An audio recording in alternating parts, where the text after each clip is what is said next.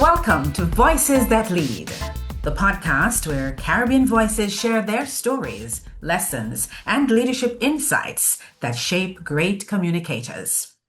As we count down to Toastmasters District Conference in Kingston, Jamaica this May, we're bringing you conversations with speakers, leaders, and change makers who understand the power of communication. Whether you're a seasoned Toastmaster or someone who simply wants to become a better speaker, this podcast is for you. Of course, our theme, Caribbean Roots, Igniting a Bold Future, is a great statement of our purpose. And I have three very special guests on the program this time. We have Toastmaster Dr. Euphemia Sophia, almost said Sonia, Sophia Robinson. We also have Dr. Godfrey McAllister, who's smiling at me on screen. And we have Toastmaster Aniona Jones. And before we get started, I'm going to tell you a little bit about our guests so that you know that we have some powerhouses in the house. All right? So Dr. Euphemia Sophia Robinson is a distinguished educational leader, a transformational speaker, and a passionate advocate for personal growth and excellence. With over 2 years, did I say 2 years? 2 decades of experience in Jamaica's education system, she has held key leadership roles within the Ministry of Education, Skills, Youth and Information, including Education Officer and Acting Senior Education Officer. Dr. Robinson also served as Registrar for Independent Schools, overseeing regulatory standards and quality across private institutions, demonstrating her unwavering commitment to accountability and educational excellence. Academically, she holds a Doctor of Education degree and has lectured at both the University of the West Indies and the Micro University College. She also serves as a research reviewer, contributing to the advancement of evidence-based educational practice.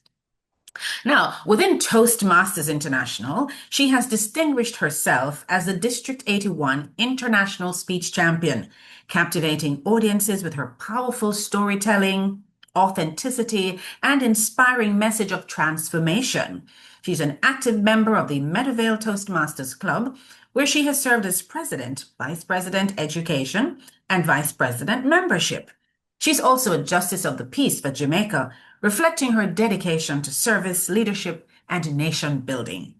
She is widely recognized for her signature message of resilience and growth, embodied in her journey as the most improved student, reminding us that our greatest potential emerges from our greatest challenges. Help me to welcome Dr. Euphemia Sophia Robinson, Madam Toastmaster, if you please. Welcome. Thank you so very much. I had to give all of that information because it's just so important for our viewers to know the caliber of Toastmasters that we have on the program this evening. All right, let me bring the thorn between the roses this evening to the lectern. Dr. Godfrey McAllister. He joined the Pace Setters Toastmasters Club in Kingston, Jamaica in 2001. Long time that you know. Yes. By 2002, he became the first person in the world to earn the Distinguished Toastmaster designation in exactly 1 year, a feat that before took an average of 4 years. Now, that's an accomplishment. Distinguished Toastmaster McAllister was the visionary and pioneer behind efforts to build Toastmasters clubs in Jamaica into a new district in Toastmasters International. That effort did not succeed, but provided the inspiration for the later formation of clubs in the Caribbean into District 81. Dr. McAllister has participated in all of the speech contests hosted by Toastmasters International. His most notable achievement would be winning the District Table Topics Championship in 2 districts on 6 occasions. He is a world champion of public speaking finalist, emerging from a starting field of more than 30,000 contestants from around the world. Dr. McAllister is a motivational speaker and author. His most recent publication is an impromptu speaking treaty titled Think, Speak, Dominate in 15 Seconds or Less. Distinguished Toastmaster McAllister considers himself blessed to have been born on October 22, and there's something special about that date. Do you know what it is? It's the same date as Toastmasters International, although not the same year. He quips that because he was born a Toastmaster, he will die a Toastmaster. More practically, however, his reason is simple. Every Toastmaster experiences two phases in their Toastmaster's journey. The first phase has an emphasis on receiving. The second phase should have an emphasis on giving. But the second is by far the more rewarding and fulfilling because it is always more blessed to give than to receive. There will never be a shortage of receivers who yearn for the availability and generosity of givers. Givers will always be in demand. If every Toastmaster adopts this philosophy, we will all be Toastmasters for life. Dr. McAllister considers himself to be a giver who loses no opportunity to receive. And one thing I will always remember him for is his saying, a Toastmaster who doesn't speak is like a fish that doesn't swim or a bird that doesn't fly. Help me to welcome Dr. Godfrey McAllister, distinguished Toastmaster. Welcome, welcome, welcome. And last but by no means least, Toastmaster Aniona Jones. She's a dynamic leader, educator, and communicator who embodies excellence both in and beyond the classroom. She's a 2025 District 81 Toastmasters International Champion in both the evaluation contest and the table topics contest, a testament to her sharp thinking, compelling delivery, and mastery of impromptu and analytical speaking. As principal of the Haile Selassie High School in Jamaica, Aniona is deeply committed to transformational leadership, student development, and building a culture of accountability and growth. Her leadership style blends strategic vision with empathy, inspiring both staff and students to rise to their fullest potential. Currently a doctoral candidate in business administration, Aniona's research and professional interests center on strategic leadership and innovative approaches to organizational effectiveness within education. Through her journey in Toastmasters and education, she continues to use her voice to empower others, demonstrating that powerful communication is at the heart of impactful leadership. Welcome, Toastmaster Aniona. It is so good to have you. Good to see you. And just good to be with these three. I mean, you heard they're short, they're abbreviated bios. So you know we have a good thing going on this evening. Ladies and gentlemen, we are also joined by Toastmaster Brian, who is hiding in the background, but he's our logistics chair. So we'll allow him some anonymity for the time being.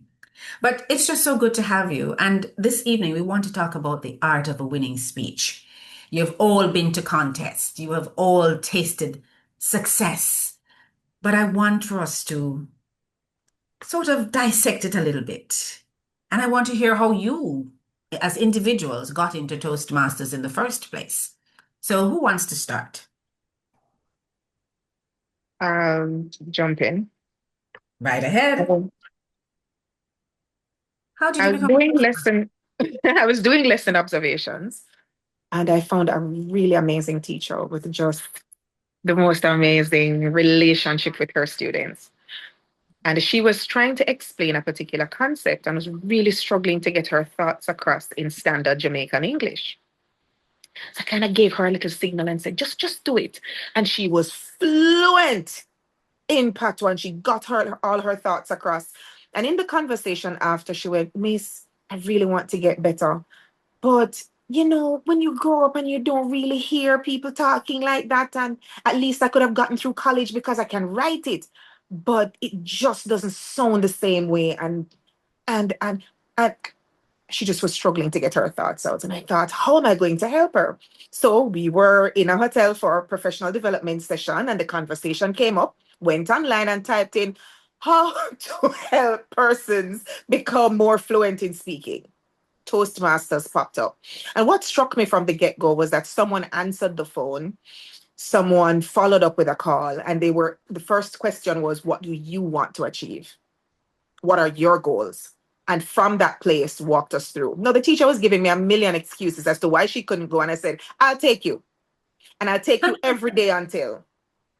Okay, so she's not in Toastmasters. And a couple of years later, here I am. Because sometimes the greatest things that happen to you when you're pushing other people forward and you just happen to benefit. And I continue to be in Toastmasters and encourage especially teachers to sharpen their storytelling skills, because who doesn't love a great story? And kids love it. And that's a great way to teach and to learn. Everybody loves a story. And I think it's Ralph Smedley, our founder, who says that we learn best in moments of enjoyment. So, so you took someone, that person didn't stay, but you're still here years later. Yes. Wonderful. Toastmaster Godfrey, what's your story?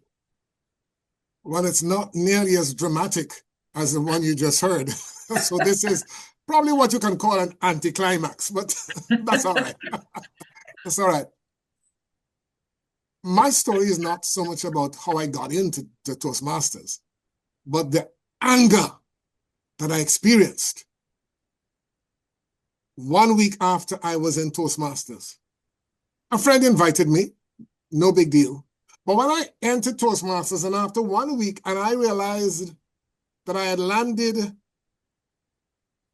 into a gold mine, a communication gold mine, a networking gold mine. When I realized that, I was angry. Angry. Why was I angry? Tell us. Because Toastmasters at that time was one of the best kept secrets in the world. I felt cheated. By that time, I was not a senior citizen yet, but approaching seniority. Okay. And I thought that a lot of years had been wasted.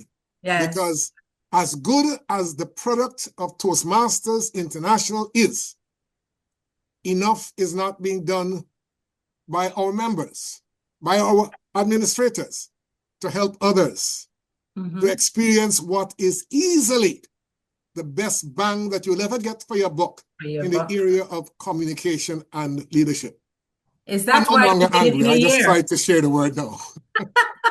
Is that why you did your Distinguished Toastmasters program in 1 year? That actually was the main reason.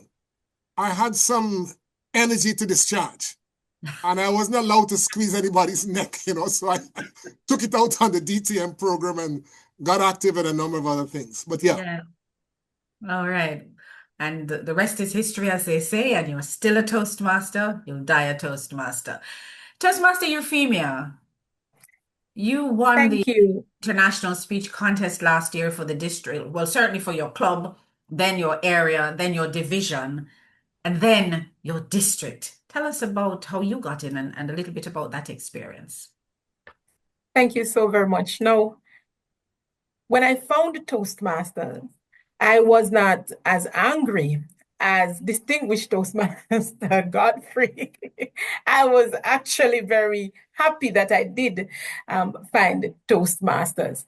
Now, once I went to this funeral and I delivered this eulogy, and as I sat in my seat, the person that was sitting beside me said, "Are you a Toastmaster?" And I said, "No, I'm not." At the time, I had no clue what this thing was. But my English teacher, when I was in high school, said, when you don't know something, you go and you do your research. So as I got home, I got online and I typed in Toastmasters. And there I saw that we actually had Toastmasters in Jamaica, and I took up my phone and I called. And when I called, Distinguished Toastmaster Pinto answered, and she invited me And I found that I was indeed landing in a gold mine. And I felt so welcome. It was a space that I needed to sharpen my skills. And so I made excellent use of that opportunity. The journey last year, I must tell you that it was an interesting journey. It was an empowering journey, and it forms a part of my own life's mission. I have a mission to inspire and to nurture greatness. And so just being on that platform, just standing on the platform to deliver verbally, it speaks volume to me based on where I come from. And so that for me meant so much. Now to win, that took it to a different and higher level. And so I'm still basking in what happened last year, and I'm yearning for it again this year. All right. I like the zeal. Toastmaster Godfrey, what makes a winning speech? What are the elements? You know, many people come and they do it and they don't do it the first time around and they get disheartened. But you've had the tenacity to come back and win and then come back and win again. And to make it to the world stage, that stage is quite an imposing space. I've been to international convention and the stage alone, just the size. I'm like, whoa, you know, you're up here and you see 1,000 eyes looking back at you and you have to deliver. What makes for a winning speech? The briefest and most succinct summary that I can give you. Number one, don't go overtime. Okay, so keep to your time. Total And disclosure. yes. Don't. You can recover from anything else, but you will not be forgiven, and you can't recover from going overtime. You will be disqualified. You'll be disqualified. You need to have a clear core message. One idea is enough. Usually it's a 5 to 7 minute speech. Audiences must remember at least one takeaway. Mhm. You need to have a strong opening. Now, we talk about a winning speech, but let's remember, this applies to every speech that you give as a Toastmaster. Mhm. And if you practice doing an excellent job in the club while delivering your normal pathways, projects, etc., you will be sowing the seed that will one day, if you so choose, grow into a contest speaker quality person. So we're not doing anything extraordinary in the contest. We're just doing it with a little more focus and under a lot more pressure. You need to have relatable content. The audience must see themselves in your speech. Emotional connection. Move people. Laugh. Reflect. Feel tension. Resolve. Structure must flow. Clear beginning, middle, end. And again, I repeat, we learned this in basic camp. Huh? You know, I'm a legacy man. You know, my age will tell you that. I'm from the legacy program. Yes. But whether it's legacy or... Me too. You're not the only senior citizen in the house. Mine shows more than yours. Okay, Marlene? Thank you. You are kind. All right. In the Pathways program, the same thing applies. Though in my opinion, oops, let's leave it at that. In the Pathways program, the message is also extremely clear. An opening, a body, and a conclusion. And since we have table topics winners on the platform, and since contests include table topics, let me point out that the same principles apply in table topics. You must have an opening, you must have a body, you must have a conclusion, and everything else that I've said already. I just wanted to make that very clear. Yeah, So what yeah. you do in 5 to 7 on the international speech stage, you must do in the table topics scenario, arena. Authenticity, believable, personal, not performed. And this has to do with your stories. And I've, you know, over the years, I've said, look, I've tried to give to have all my stories be true. But I've discovered that sometimes you tweak a little bit. You tweak a little bit to the left, a little bit to the right. And so I've come up with this saying: if your stories cannot be 100% true, they must at least be trueable. Believable. I Well, hear forget you. me. I had to get true in on both sides of the Okay, equation. so you're Okay. coining the word trueable, right? Because I've never heard that one Oh, before. But yes. We have earned the right to coin words. That's all right. Okay. Memorable. Now, one of the things that I suggest is that take a look at one of these performers in the gymnastic world. You remember the flips and well, not the flops, but the flips and the flaps and the whatever else they do in midair. But you know what gets the crowd on their feet? When they make a perfect landing. landing. That perfect landing, it erupts the crowd. And so the call to action is your memorable landing. I know I will never have the privilege of competing against Euphemia Robinson or any of the other table topics champions who may be listening, because I'm considering retiring now. But anyway, so I can give away my secret. And in any case, it's in my book. Sorry, Tom Drunk, but Tom the Fool. You think I can come on your podcast and don't advertise my book? Oh, yeah. Sorry. I'm sorry. That's not appropriate English. But one of the things that I always say is this: when you are going to be giving a speech, make sure there's a call to action. Let that be the final thing that they hear. And what's a call to action? A call to action is nothing more than the proposition at the beginning of the speech. In the case of table topics, your title is your proposition. You don't get a chance to select that. So you work with that. You must use that title, the best piece of the most valuable piece of real estate in any speech. Use that title at the beginning, use it at least once in the middle, and use it at the end. It's how you pull it together. Yes. And it helps it to become memorable. Clarity and cleverness is important, but clarity over cleverness. Don't try to be too cute, but make sure that you're clear. Let your speech be purpose-driven, inform, persuade, inspire. And most importantly, make sure it is humorous. You may have noticed that at least in my district, which is District 47 now, Toastmasters International, the district no longer has a humorous speech contest. You know why? Because every speech has humor has to in be it. humorous. Yes. Including your table topics. Yes. I've never succeeded in giving a winning table topic speech without injecting humor. It's the icing on the cake, the glue that holds it together. Icing, glue? No, let's stick with icing. It's the icing on the cake. But that's just a few thoughts on a winning speech. What makes a winning speech?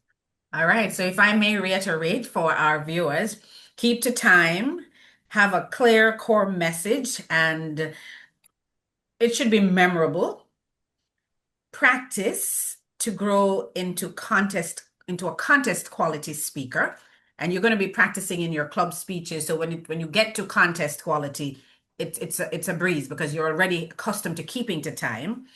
Make sure it's relatable, that your content is relatable, and it has to have some emotional quotient, something that will make you laugh, something that may make you upset, mad, whatever. You want to also make sure that your structure is in place, a good opening, a body, and a conclusion. You want to be an authentic speaker, somebody who's believable, not a performer on stage, but someone who's sharing something from down here. So, yes, authenticity. And of course, you want to have that perfect landing or that call to action, as we refer to it. And then, of course, you want to have good clarity. You can be heard, you can be understood. So your language needs to also be good. And I have a thing that I code switch all the time. but I must know how to code switch. I can't just jump into the patois and then I carry over the patois into the English. Yes. So be clear. Clarity is important. And also make your speech purpose driven and always add a little dash of humor in that presentation. So that's my takeaway from you, Toastmaster, distinguished Toastmaster Godfrey. And I'm going to If all my students were as good as you, I would be the best teacher in the world. well, I take notes. I take notes. I'm accustomed to scribbling as we go along. But the next question I want to quickly ask Toastmaster Aniona. You've done the evaluation, which gives feedback to the speaker, and you have done table topics, which is the shortest speech that distinguished Toastmaster Godfrey spoke about. It's an impromptu speech. You have to do it right off the cuff. You don't get a chance to think about it. You just have to do it. How do you incorporate your storytelling techniques in whether the shorter table topic speech or the longer presentation? The first thing is to actually participate in all contests. So I've done all of them, actually. Okay. It's a little easier to incorporate storytelling at first with a great amount of time. So you can work that through and get it going. Figure out how you want to start, how you want to build up to the climax of your story, and then how you want to have a resolution and have the audience with something memorable to leave with. Once you've perfected that basic structure, then you can work on shortening the time. One of the key things for me is to make whatever it is I'm doing useful to my everyday life. So as an administrator, I am giving feedback all the time. I'm observing lessons. I am talking to persons. I am hearing students tell me how they managed to get in trouble and why they made this particular decision. I'm talking to parents and I'm giving feedback all the time. Mm-hmm. The trick is to make Toastmasters work for you all the time as constant reinforcement and practice, because when those lights are in your face and the timer is there, 3 minutes doesn't feel like 3 minutes. It feels so much shorter. So the butterflies are coming and you are nervous, and that's okay. But we have to train the butterflies to fly in formation. And it's doing it over and over again. So ensuring that your 5 to 7 minute speeches fit the basic criteria is great. And then gradually working on shortening that, constantly using the skills every day. So I'm listening to persons speak and I am trying to figure out what exactly are they saying? What is their purpose? Why is this working? Why is it not working? How am I going to deliver it in a way that is empowering, and gradually working that through all the time? The trick with evaluations, though, is it's not just your analytic skills. Everybody has heard the same speech, and everybody pretty much will know whether the speaker was clear, whether the structure was fine. So how do you make your delivery different? Number one, remember it's a speech. It needs to have some kind of theme. So personally, I will pick a theme. I am in the kitchen. I'm a chef. So I will start my speech with, we have just been treated to a buffet. And I use the elements. The speaker was quite a maestro, and you could see that speaker. You could see the speaker giving clear instructions or pulling out our string section and our percussion and so on. So it's a matter of working through, how do I find a theme that will anchor the speech that I want to give and pull all the elements together? And that's something that works really well for me. Ensuring that I get quickly to the recommendations, not only saying what went well, but why it went well. Why did this work? Because you never give the same speech twice. So it's always thinking, how do I help my audience to get better all the time? And for table topics, take it for the twist. So it doesn't always have to be what you no, think it doesn't. So they asked me about a holiday. I said, you know what? I want an anti-Valentine's Day, a day for single people where we burn everything red and white. And I was so over it. All these lovers just in your face. I'm sick of them and I want my own holiday. No, I've taken a position and I need to defend it. And now I am having fun. if we're going to contest just to win and not to better our own performance and not to entertain the audience and leave them with something, then it becomes more performative and not being present and enjoying the experience. The other thing, Marlene, is that we have to not only prepare to not win. I think that's a little bit easier, but we have to prepare to win. What if you win? What if no, you have to move on to the other level? Yes. What if you win? Up And the to ask ante. exactly. And what if you don't? What if you Yes. don't get the first place? Have you Right. improved your performance? And that's the Yeah. part of the learning that becomes very personal. Because For me, now you're measuring yourself against you. absolutely. And You're not measuring everybody on against the that other stage is great. presenters. It's who Yes. delivers in that moment in a way that connects with the judges. Mm-hmm. And you may have persons say to you, "Oh, I think your speech was better," or "I think this person." Don't get caught up in all of that. Yes. Enjoy the fact that you were brave enough to welcome your voice and your thoughts and to put yourself out there and to share a Mm-hmm. piece of you that will just be demonstrated in a unique way at that unique point in time, never to be repeated again. And savor it. And you grow Because so much from entering. You grow so much from being part of it. absolutely, because there's nothing that gives you that kind of growth, like an intense contest condition. Mm-hmm. It doesn't compare. Not in your regular meetings, not online, not even an online contest. There's something about an in-person contest with different audiences and persons. "Oh, your accent is so nice." I'm like, what? Whose accent? Your I accent. don't have one. So just to be able to put yourself out there, to test to see what you're really made of. You would have Mm-hmm. trained harder than your event. You would have Thank put you. all of this time and effort and energy in. And now you're at the finish line. Take a moment to bask in it. What Yes. I love about competing at Toastmasters as I close is that I met Euphemia actually. At the contest, we actually shared a room together and we were competing, and it was like I had my own cheerleading squad and I'm competing against persons who are pushing their head through and going, yeah, it was the weirdest contest I've ever been to. Your competitors were your cheerleaders. Persons were making you feel as though you are on top of the world. And it was amazing. And there's nothing like competing in Toastmasters. You make friendships for life with Yes. people Yes. who will always be there for you. That's so true.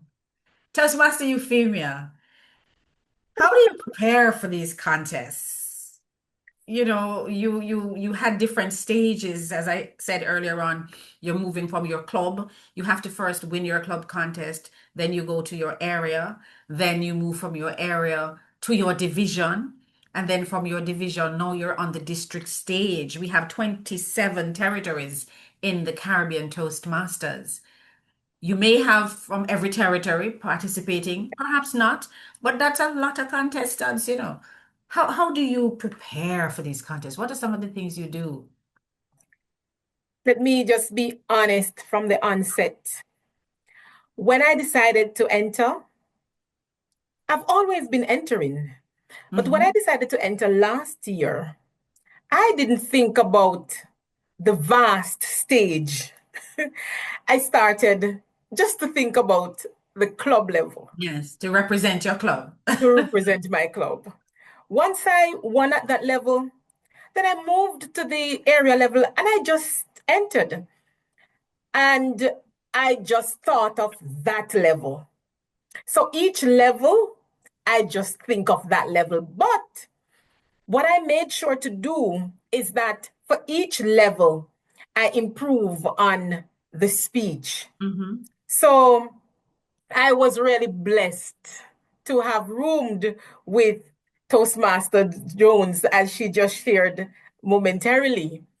And when I met with her, I was now at the district level.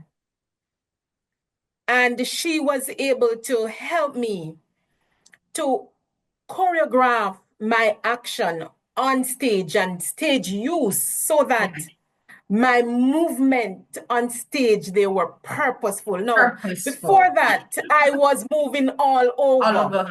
Yes. I was gesticulating when probably I shouldn't. My hands were moving out when they should have been moving in. Yeah, so we talk about congruence in public Congress. speaking. But So you at the needed to be time, congruent. with what I Body was saying, language, saying the same thing as the spoken word. that was it. But and Yes. she was able to carry me from where I was to have me crafting a speech that was masterful, not just masterful in terms of the message that I carried, because as we agreed together that the message was powerful, but your own action on the space, on that stage, it Mhm. needed some refinement. Yes, yes. And she was able to help me to refine it so that it was digestible in a way that I walked away the champion. Yes, yes. Now, as it relates now to just the coming up with a topic, for me, I come from a space that's very colorful. I've had many stories. I have experienced a journey. And I know that probably everybody else did experience a journey. Mhm. But for me, I wanted to inspire and to help individuals to know that you may have had bad experiences, but it is how you leverage these experiences. I want to call them how you leverage these falls, but never fail. And that was, what I used to propel me. So even if it is that I walked away and I was not crowned winner, I would have achieved what I set out to do because of the message that was in the story. And so for me, the message is important. How it is that you put yourself out there to be vulnerable so that you can inspire others. And that is, a big part of my own, becoming and just making use of that stage and just amplifying my own voice so that it can serve to amplify others' voice and others' journey. Toastmaster Godfrey mentioned it earlier. He spoke about authenticity. Yes. That is what I'm getting from what you're saying, that you brought your authentic self to the stage. What was the title of your speech? Starting from scratch. Starting from And, scratch. I can and, relate to that. and in starting from scratch, I related my own experience with intimate partner violence.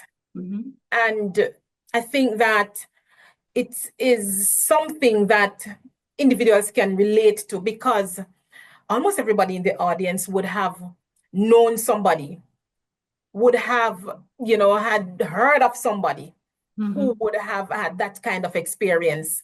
For me, it is personal.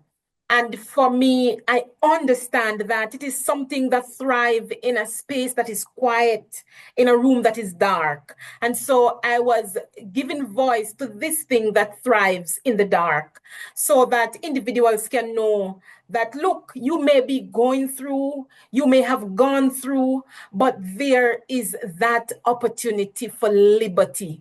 And so I used that space and that opportunity to amplify that message that, you can escape that kind of situation.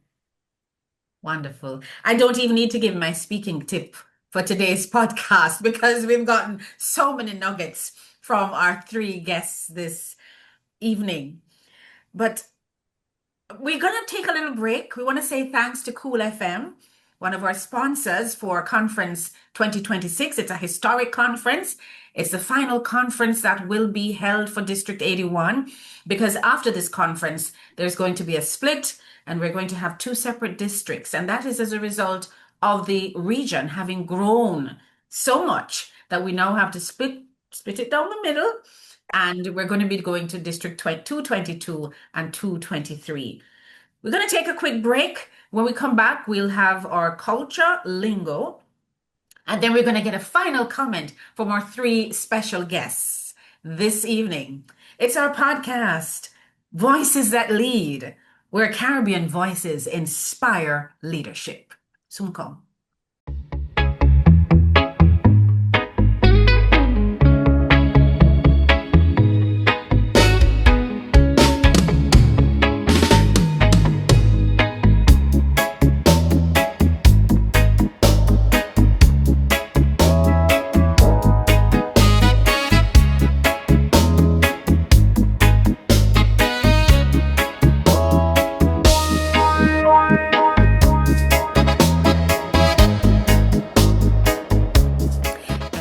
course, we want to get a final word from our special guests this evening.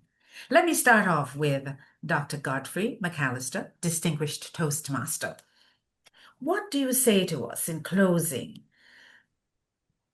2 sentences on the art speech. of a winning speech. What would you want us to remember? A winning speech is not heard, it is felt. If they don't feel it, they won't remember it. Story first, message always.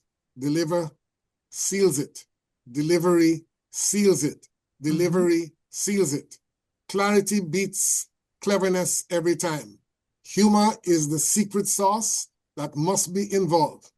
And to help you put all that together, instead of the art of a winning speech, think of the heart of a winning speech. Ah, the HEART. Thank you so much, Distinguished Toastmaster Godfrey. And Toastmaster Aniona, what is your parting shot for us this evening? The art of a winning speech is like crafting a fine melody. Each word is a note, each pause is a breath coming together to move the audience in harmony. Now, when rhythm and emotion and message align, that speech, it doesn't just sound good, it lingers long after the final note fades. Deliver your melody from your heart, always. Thank you so much. Powerful. Toastmaster Euphemia, champion for 2025 in the International Speech Contest for the District 81. What say you as we close? Don't just tell your story. Take your audience with you. Take them with you on that journey. If you are afraid to speak to the large audience, speak to one person at a time. Master the stage because you are on that stage because you've earned it. Madam Chair. Thank you so much. And thank you for joining us on Voices That Lead, where Caribbean voices inspire leadership. If this episode inspired you, share it with your fellow Toastmasters and colleagues. And remember, the stage is waiting for you at the upcoming district conference in Jamaica this May. Register today and come experience the power of leadership and communication. God bless you. See you next time.